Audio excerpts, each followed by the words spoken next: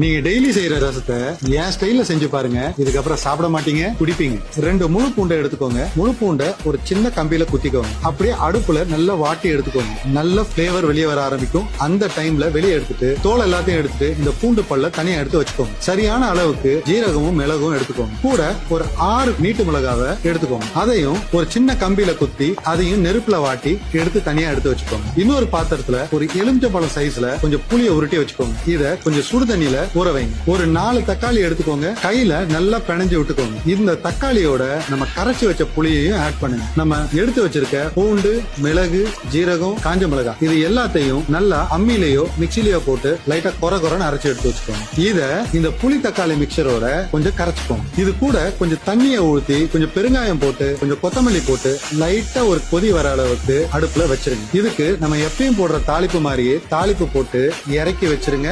அருமையான ரசம்.